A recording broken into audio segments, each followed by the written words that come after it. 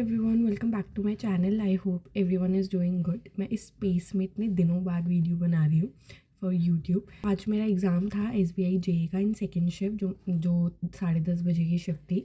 तो overall I am gonna tell you about my attempts and कैसा मेरे को लेवल लगा एग्ज़ाम का। तो जो एग्ज़ाम तो मुझे बहुत ईजी लगा, to be very honest. It was not that hard कि जो होता है क्लैरिकल लेवल ही मुझे एग्जैक्ट लगा। बाकी मैंने और शिफ्ट के बिल्कुल भी एनालिसिस नहीं देखे। मैं एकदम ही यूट्यूब के टच में ही नहीं थी, मैं देख ही नहीं रही थी अभी क्या चल रहा है क्या नहीं। मैं बस आज एग्ज़ाम देने चली गई थी। Let's start from English. मैं इंग्लिश का बताऊँगी मैंने कितने अटैम्प्ट्स करे। I have attempted 28 in English. दो में मुझे कन्फ्यूजन थी। इंग्लिश वैसे ओवरऑल बहुत ईजी थी, बट जो एक दो क्वेश्चन थे कि ये वर्ड का यूसेज किस सेंटेंस में सही हुआ है, तो मुझे हमेशा ऐसा लगता है ये क्वेश्चन मेरे गलत होते हैं, तो ये मैंने छोड़ दिए थे। तो इसके दो क्वेश्चंस मैंने छोड़ दिए थे।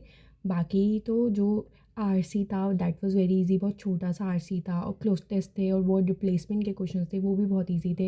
एक दो में तो नो रिप्लेसमेंट आंसर था। Parajumbles was also very easy. जो पैराजम्बल्स में मेरा बना था दैट इज़ CBAFDE। मैं हाथों पे लिख के ले आई थी, तो ये मेरा पैराजम्बल्स बना था। जिसका भी वैसे जिन्होंने जो भी बनाया वो कमेंट सेक्शन में ज़रूर लिखना। तो ओवरऑल इंग्लिश वाज ईजी। तो बट हाँ, ये है कि नेगेटिव मार्किंग तो हो सकती है अगर जोश जोश में सही कर दिया है तो। बाकी आई एक्सपेक्ट कि इसमें एक दो गलत हो सकते हैं मेरे, बाकी तो मैंने अपनी एक्यूरेसी मेंटेन करके ही रखी है।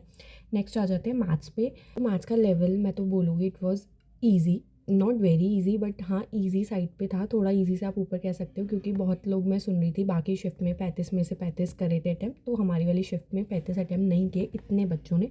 तो मेरे को लगता है हाँ, फिर सबके अगर देखा जाए तो इतना ही फिर ईजी नहीं थी। बाकी जो मैंने अटैम्प्ट करे हैं मैथ्स में दैट इज़ 28। मेरे मैथ्स में भी 28 हुए और इंग्लिश में भी।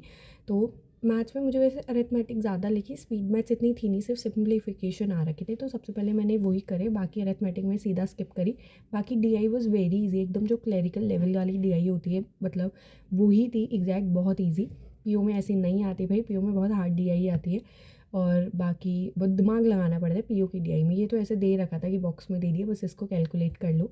तो मैथ्स तो मेरे अकॉर्डिंग वाज इजी। अगर जिसकी अच्छे से प्रैक्टिस और जिसने बहुत अच्छे से प्रैक्टिस कर रखी है ना मैथ्स की, रीजनिंग की, इंग्लिश की, तो उनका ये पेपर बहुत ईजी लगा होगा। अभी मेरे से वैसे 28 ही हो पाए। मैं सोच रही थी 30+ हो जाए, बट हाँ कुछ क्वेश्चन जो अरिथमेटिक के थे थोड़ा उसमें टाइम लग गया था मुझे, तो वो रह गए।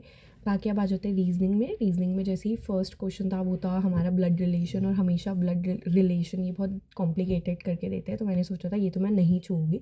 फिर मैं आगे पजल्स पे बढ़ी थी। पजल्स वाज वेरी इजी, तो वो मैंने बनाई।